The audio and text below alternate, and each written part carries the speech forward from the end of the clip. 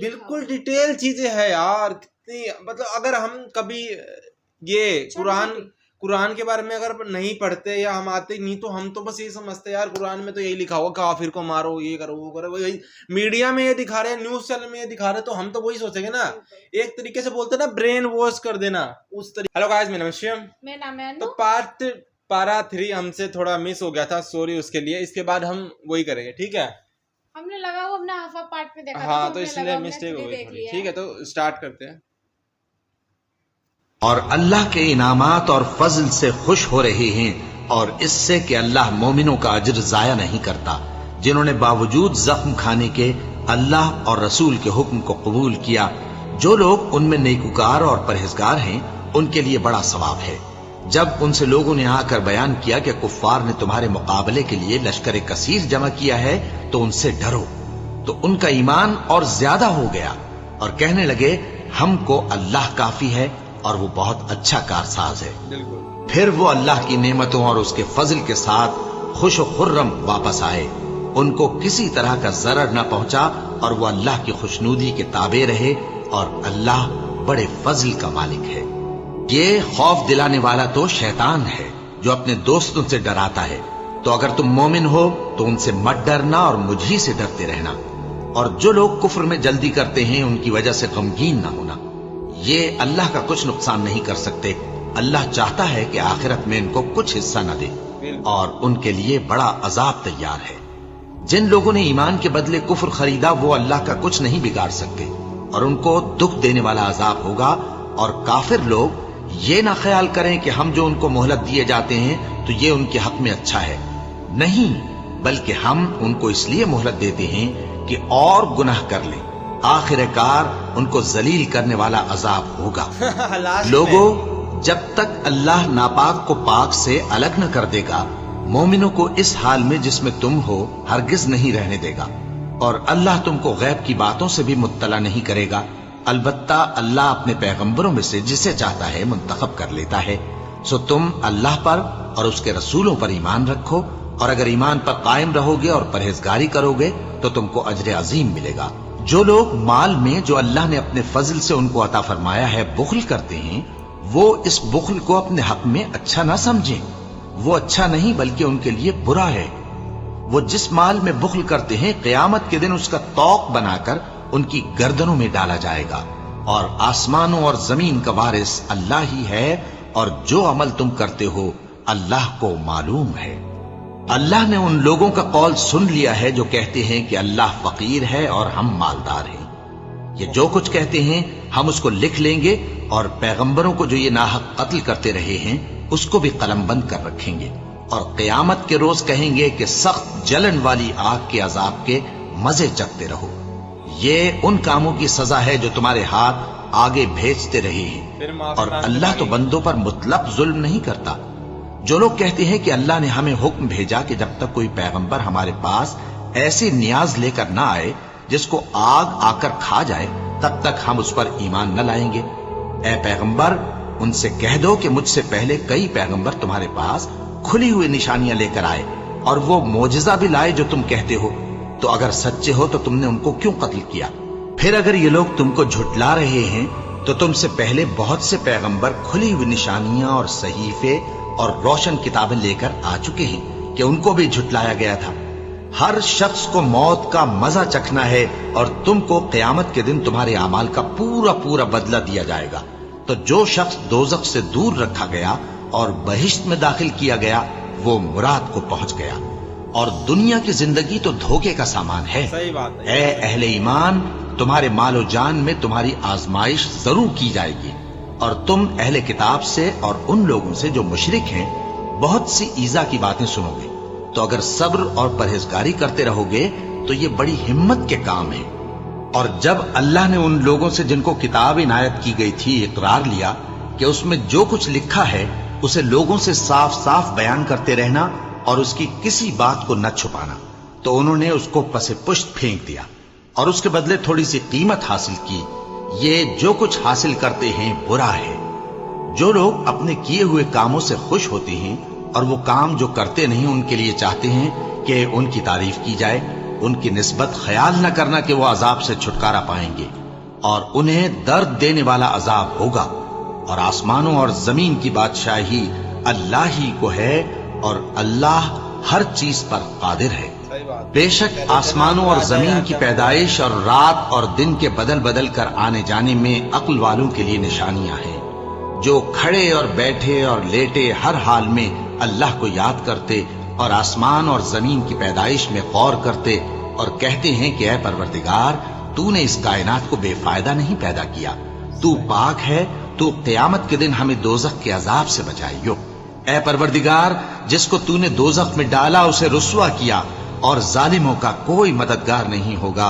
اے پروردگار، ہم نے ایک پکارنے والے کو سنا کہ ایمان کے لیے پکار رہا تھا کہ اپنے پروردگار پر ایمان لاؤ، تو ہم ایمان لے آئے۔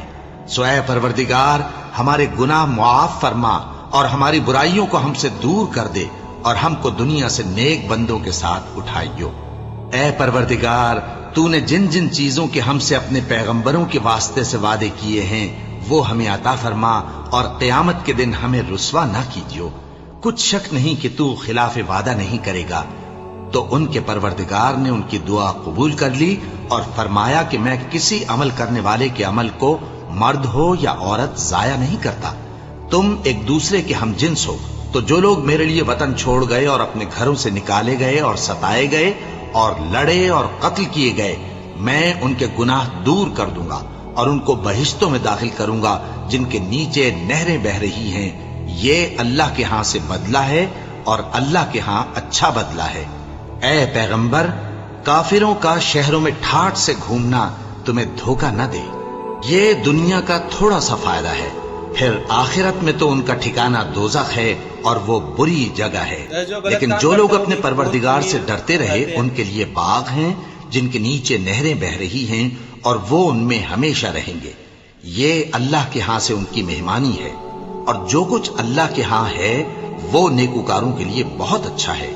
اور بعض اہل کتاب ایسے بھی ہیں جو اللہ پر اور اس کتاب پر جو تم پر نازل ہوئی اور اس پر جو ان پر نازل ہوئی ایمان رکھتے ہیں، اور اللہ کے آگے عاجزی کرتے ہیں، اور اللہ کی آیتوں کے بدلے تھوڑی سی قیمت نہیں لیتے۔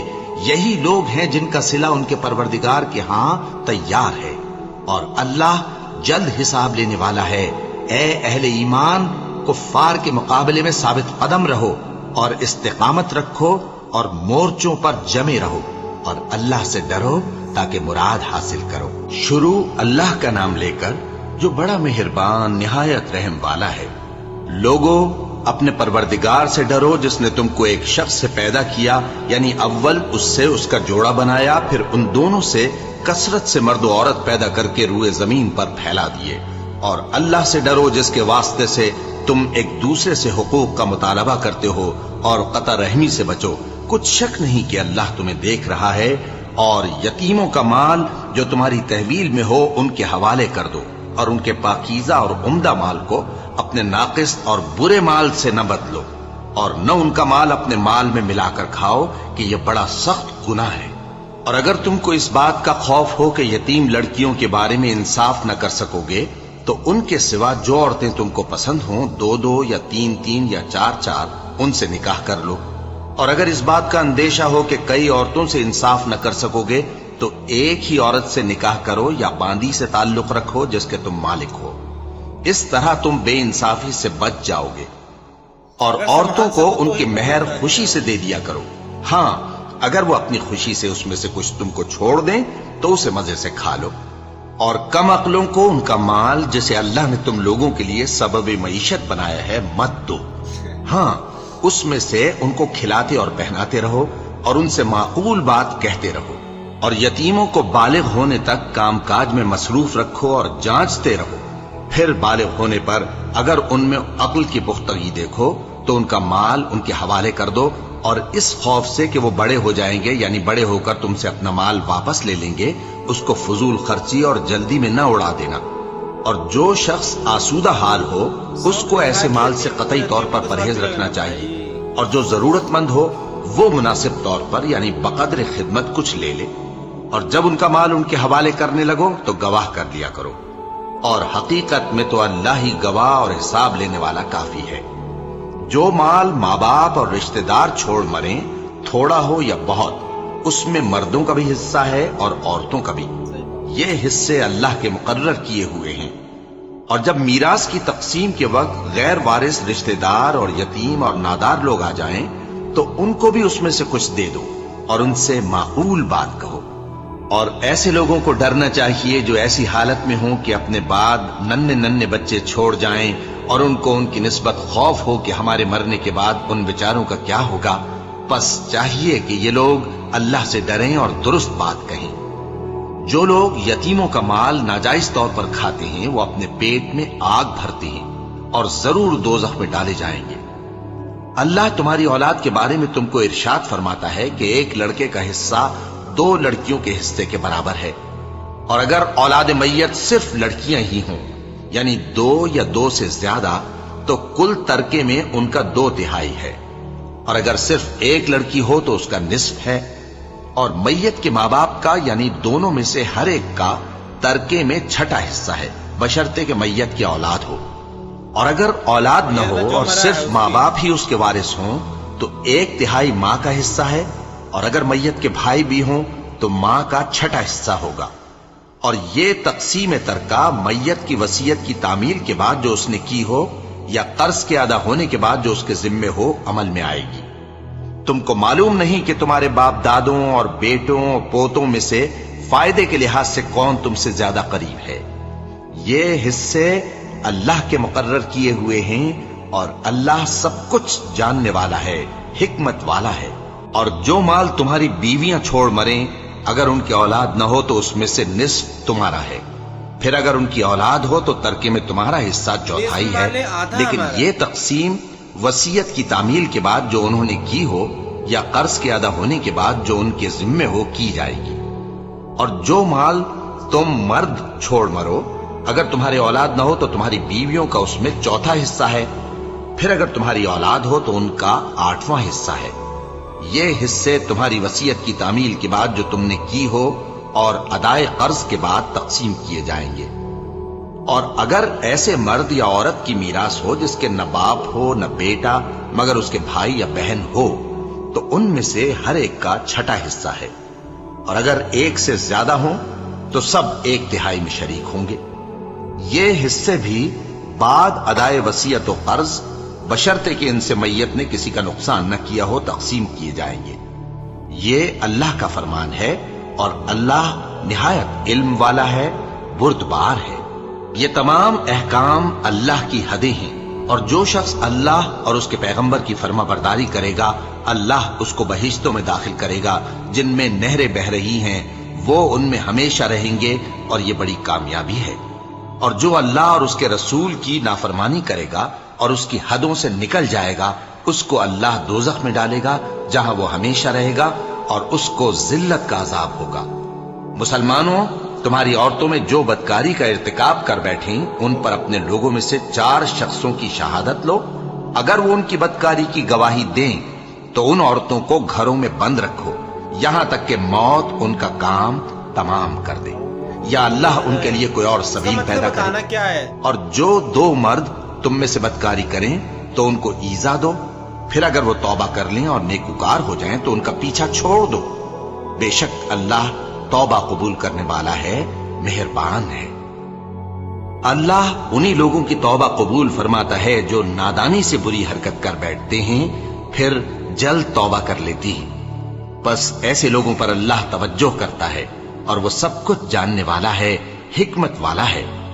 اور ایسے لوگوں کی توبہ قبول نہیں ہوتی جو ساری عمر برے کام کرتے رہیں یہاں تک کہ جب ان میں سے کسی کی موت آ موجود ہو تو اس وقت کہنے لگے کہ اب میں توبہ کرتا ہوں۔ اور نہ ان کی توبہ قبول ہوتی ہے جو کفر کی حالت میں مریں۔ ایسے لوگوں کے لیے ہم نے دردناک عذاب تیار کر رکھا ہے۔ مومنوں، تم کو جائز نہیں کہ زبردستی عورتوں کے وارث بن جاؤ، اور دیکھنا اس نیت سے کہ جو کچھ تم نے ان کو دیا ہے اس میں سے کچھ لے لو، انہیں گھروں میں مت روک رکھنا۔ ہاں، اگر وہ کھلے طور پر بدکاری کی مرتکب ہوں تو اور بات ہے، اور ان کے ساتھ اچھی طرح سے رہو سہو۔ پھر اگر وہ تم کو ناپسند ہوں تو عجب نہیں کہ تم کسی چیز کو ناپسند کرو، اور اللہ ہو چکا سو ہو چکا۔ بے شک اللہ بخشنے والا ہے، بڑا مہربان ہے۔ تو جو آج کے سمے میں جیسے اب جو ہو رہا ہے کہ بھائی لڑکیوں کو اتنا حصہ ہوگا پراپرٹی میں، بیوی کا اتنا ہوگا، وہ بھائی پہلے سے یار قرآن میں لکھا ہوا ہے. دیکھو اتنی اچھی بات ہے، سب کچھ لکھا ہوا ہے. مطلب سوچ لے کہ یہ نہیں ہے تو اب بھی چل رہا ہے، اپنی دماغ کی باتیں، ایسا نہیں ہے. سب کچھ لکھا ہوا ہے تو ہی ہو رہا ہے. ایک بار میرے کو بتانا، وہ جو انہوں نے بولا کہ عورتوں کو کمرے کے اندر بند کر دے اور جب تک مر نہ جائے، ہیں ایسا کچھ ہوا. وہ والی لائن تھوڑی میں ہم کو سمجھ میں نہیں آئی. غلط ہے. اگر وہی تو ایکسپلین کرنا ہے ایک بار ہم کو کہ اس کا کیا مطلب ہے. ٹھیک ہے، باقی بھائی اتنی چھوٹی چھوٹی ڈیٹیل کی بات، جیسے کہ جب محمد صاحب تھے نا، انہوں نے ہی اپنے ٹائم میں بول دیا تھا کہ جب آدمی پاجامہ پہنے تو اتنی لینتھ اوپر رہے گی، ہیں نیچے بھی نہیں رہے. اور عورت اور آدمی جو ہے اگر باہر جائے پبلکلی، اگر آدمی باہر جائے تو گھٹنے سے نیچے ہوگی، کرتا ہوگا، کرتا نہیں پاجامہ، اوپر نہیں، گھٹنا دکھا کے باہر نہیں جا سکتے. آپ بتانا کریکٹ کرنا ہے صحیح بات ہے کہ نہیں. اور برقعے کا بھی محمد صاحب نے ہی بولا تھا. ہیں تو بھائی کتنا ڈیٹیل میں ہے. دیکھو اس سمے جیسا کہ ہم نے محمد صاحب کے لیے میں سنا، ٹھیک ہے، کہ اس سمے بھائی بزنس مین تھے، اس سمے عیاش ہو چکے تھے، پیسے کی تو کمی نہیں تھی، کیونکہ مکہ میں سارے آ کے ہیں ٹریڈنگ ہوتی تھی، اتنی بیپار ہوتا تھا وہاں پہ آ کے. تو وہ تھے، تو کوئی کسی پہ بری نظر ڈالے، وہ ڈالے، تو یہی دیکھ کے محمد صاحب نے، ہے کہ نہیں، سب کچھ کہ برقع پہنو ہے. تو اس لیے سب کچھ قرآن میں بالکل ڈیٹیل چیزیں ہے یار. کتنی مطلب اگر ہم کبھی یہ قرآن کے بارے میں اگر نہیں پڑھتے یا ہم آتے نہیں، تو ہم تو بس یہ سمجھتے یار قرآن میں تو یہی لکھا ہوا کافر کو مارو، یہ کرو، وہ کرو. وہی میڈیا میں یہ دکھا رہے ہیں، نیوز چینل میں یہ دکھا رہے، تو ہم تو وہی سوچیں گے نا. ایک طریقے سے بولتے نا برین واش کر دینا اس طریقے کے. اور آپ ہے بھائی قریب 45% لوگ ہو گئے جو یہی آج تک سمجھ رہے، کیونکہ ان کو نہیں پتا. اور لوگ ہیں ان کو کیا، ہم کو فرق ہی نہیں پڑتا، چھوڑو. تو یہ ہے. اب لیکن ہم جیسے جیسے جڑ رہے ہیں، کتنے یار پتا چل رہا ہے. جیسے کہ پہلے کافر بھی میں نے کہیں دیکھا تھا کہ کافر کا مطلب، ٹھیک ہے، کافر کے بہت سارے مطلب ہے، کوئی ایک مطلب نہیں ہے. مطلب مینلی تو یہی ہے کہ کافر مطلب کورڈ ٹائپ، کچھ ڈھکا ہوا، مطلب جن کا علم، جن کو نالج ڈھکی ہوئی ہے، جو روشنی کو نہیں دیکھ پا رہے، خدا کو نہیں دیکھ پا رہے، ان کو کافر بولا گیا ہے. ایسا کچھ تو بہت سارے کافر کے مطلب تو بہت سارے ہیں. جو خدا پہ نہ یقین کرے وہ کافر، جو کسی کو بے وجہ مار دے، ہیں بے وجہ چیز کو مار دے، ٹھیک ہے. خدا نے تو یہ کہا نا کہ جو ہم کو مارنا ہے اس کو مار لو، وہ ٹھیک ہے، مگر ہم کسی کو مار رہے بے فالتو میں، وہ غلط ہے. تو ایک شاعر تھا، ان کی بھی کچھ ایسی شاعری تھی کہ ایک سندر سی لڑکی ایسے انگڑائی لے رہی ہے اور بہت سارے لڑکے مر گئے، تو تم بھی کافر ہو لڑکی، کیونکہ اللہ نے منع کیا کہ کسی بے قصور کو نہیں مار رہا، تم انگڑائی لے کے اس کو مار رہی ہو. تو کافر کے بھی بہت شاعروں نے بھی بہت مطلب نکالے ہوئے. ٹھیک ہے، باقی قرآن سے ہم جڑے ہیں. پارٹ 3 مس ہو گیا، ہم اس کو بالکل ہم ریاکشن دے گے. ہم ایک بھی چیز مس نہیں کرنا چاہتے، کیونکہ اتنا بھائی اتنی ساری نالج ہے یار، اتنا گیان ہے، کون مس کرے گا. ٹھیک ہے، بس آپ ہم سے جڑے رہیے اور کچھ نہیں کرنا، لائک کر دینا بس. ٹھیک ہے، سبسکرائب کر دینا. قرآن کے لیے آپ لائک تو کر ہی دو گے. ٹھیک ہے، سبسکرائب کرو نہ کرو. Bye, thank you.